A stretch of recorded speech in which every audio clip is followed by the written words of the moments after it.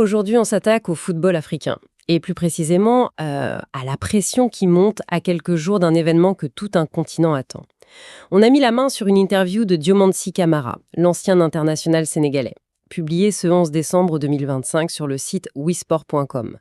Il y parle de la prochaine Coupe d'Afrique des Nations qui démarre dans quelques jours au Maroc, et ce qu'il dit est loin d'être anodin. Notre mission, c'est de décortiquer un peu sa pensée. Il ne s'agit pas juste de lire ses déclarations, mais de comprendre la mentalité d'une grande nation du foot à l'aube d'une compétition majeure.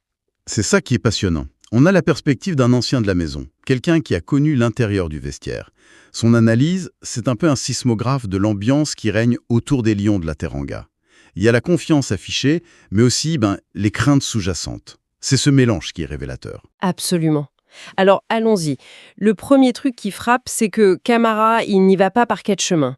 Fini le temps où on se cachait. Il le dit noir sur blanc. Je cite, « On sait tous que le Sénégal est parmi les favoris, on ne va pas se cacher. » Et il enchaîne direct avec la justification, « On est une grosse nation, on a de très bons joueurs. » C'est simple, direct. C'est une posture assez nouvelle, non, cette affirmation sans complexe ? C'est un changement radical de psychologie. Pendant des décennies, la stratégie des fous pour beaucoup d'équipes africaines, même les très bonnes, c'était de se présenter en outsider. On avançait masqué, on disait que la pression était sur les autres. Aujourd'hui, on assiste à autre chose. Assumer son statut de favori, c'est devenu une arme. Une arme. C'est-à-dire que ça fait partie de la préparation mentale, de la guerre psychologique avant même le premier coup de sifflet. Exactement. C'est une stratégie à double détente, tu vois. Le premier effet, c'est vers l'extérieur. Tu envoies un message à tes adversaires. Tu leur dis « On est là, on sait qui on est, et on vient pour gagner. Préparez-vous ». Ça peut installer une forme d'ascendant psychologique.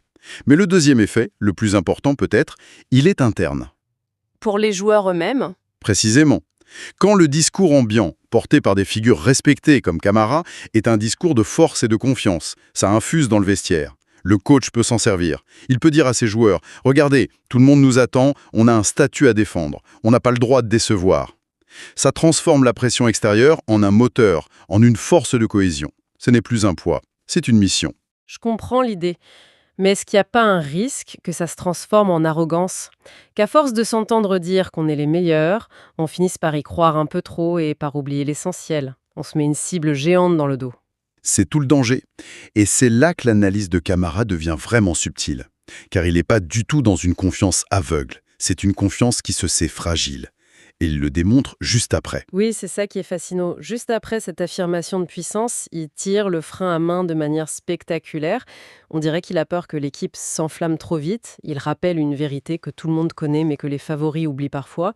Vous savez, la CAN, ça se joue à peu de choses.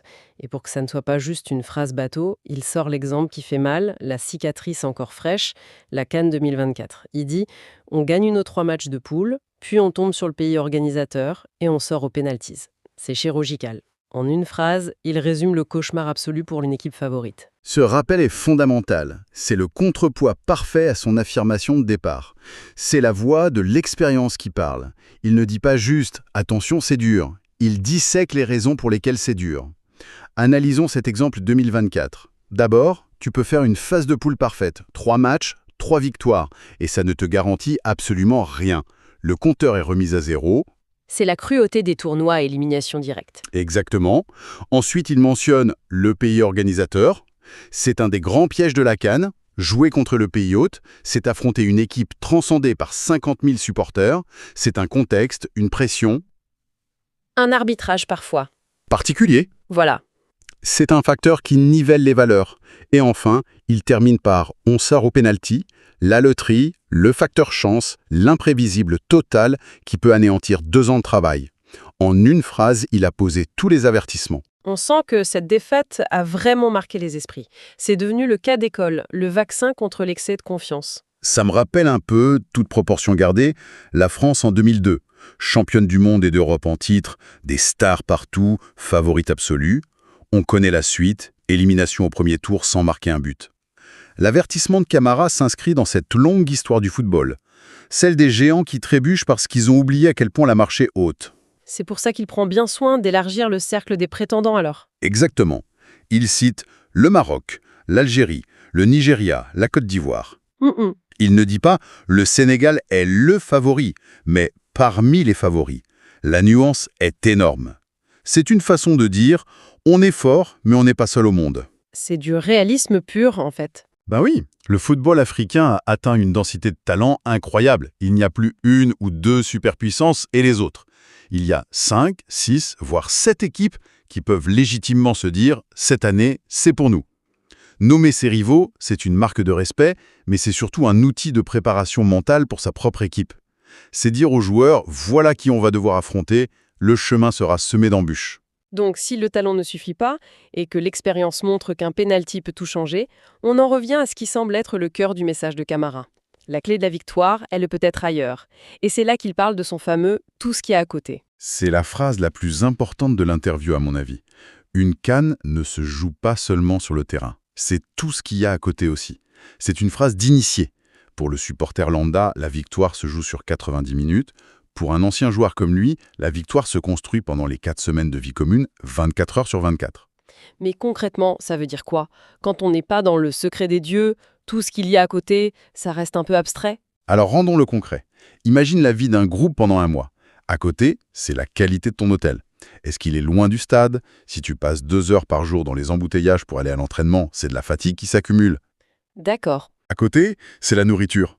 Est-ce qu'elle est adaptée à des athlètes de haut niveau? À côté, c'est la gestion des réseaux sociaux.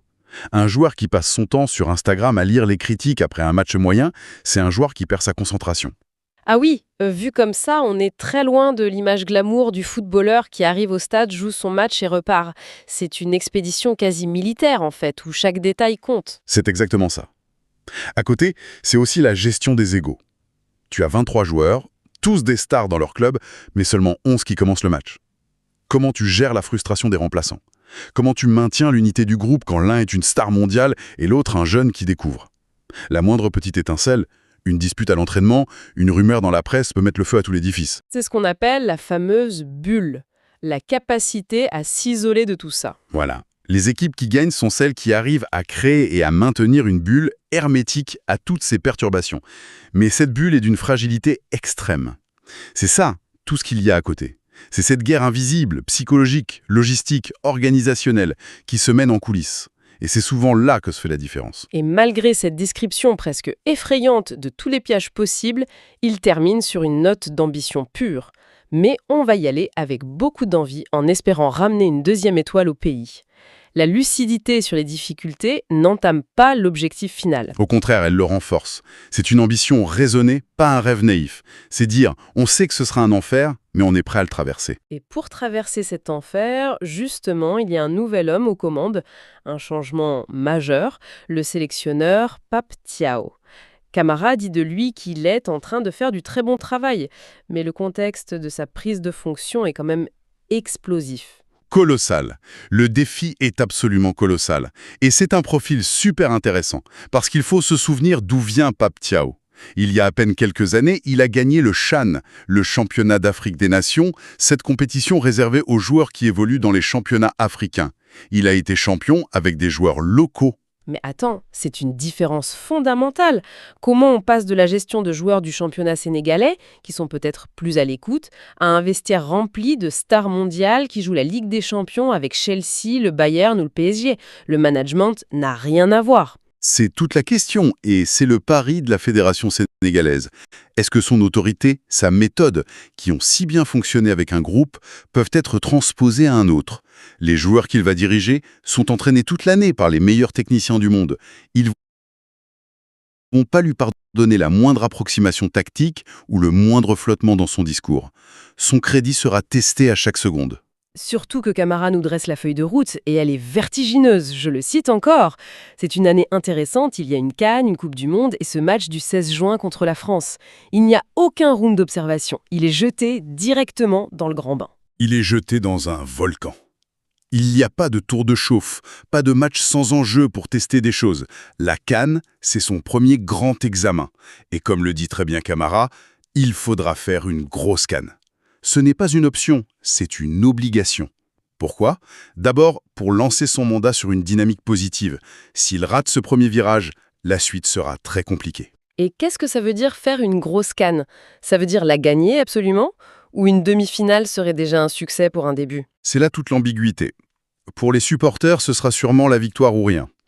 Pour les analystes, et sans doute pour la fédération, il faudra garder la manière. Mais à minima, il doit atteindre le dernier carré. Il doit prouver qu'il peut mener cette génération dorée. Il doit valider ses premiers choix, peut-être qu'il va lancer des nouveaux joueurs, changer un peu le système. Une grosse canne, c'est aussi asseoir son autorité sur le groupe, montrer au cadre que c'est bien lui le patron. S'il réussit ça, il aura la légitimité pour aborder la suite. S'il échoue, il sera sur un siège éjectable dès le mois de février. C'est clair. Il joue une énorme partie de sa crédibilité sur ce tournoi. Bon, si on essaye de rassembler tout ça, ce que nous dit Camara, à travers cet article, c'est le portrait d'un Sénégal à deux visages. D'un côté, une confiance en soi totale, décomplexée, assumée. On est les patrons, on n'a peur de personne. Mais de l'autre, une prudence extrême, presque une méfiance, nourrie par les cicatrices du passé et la connaissance intime des pièges de la CAN. C'est exactement ça. On pourrait appeler ça une confiance mature. Ce n'est plus l'enthousiasme un peu naïf, c'est la force tranquille de celui qui sait d'où il vient et qui connaît les dangers de la route. On retient aussi que la victoire se jouera autant, sinon plus, dans la gestion de l'invisible, la vie de groupe, la logistique, la pression, que dans la performance purement sportive sur le terrain. Et enfin, le dernier point, c'est que tout cet édifice repose sur les épaules d'un nouveau sélectionneur, qui est face au plus grand défi de sa carrière sans aucun droit à l'erreur. La pression est maximale à tous les étages, confiance, prudence et conscience des enjeux. C'est un cocktail fascinant. Tu sais, toute cette analyse de Camara, et surtout cette insistance sur tout ce qu'il y a à côté, ça laisse une question en suspens. Une question qui dépasse même le cas du Sénégal. Il décrit un monde où les détails non sportifs sont décisifs. Et ça amène à réfléchir. Dans le football moderne de très haut niveau, où les meilleures équipes ont toutes des joueurs exceptionnels, où les stratégies tactiques finissent par se ressembler, est-ce que la véritable différence, le dernier avantage compétitif, ne se situe pas justement là, dans cette part invisible, dans cette guerre psychologique, organisationnelle et logistique que nous, le grand public, on ne voit jamais? Peut-être que la clé pour décrocher cette deuxième étoile n'est pas sur le terrain, mais dans les couloirs de l'hôtel.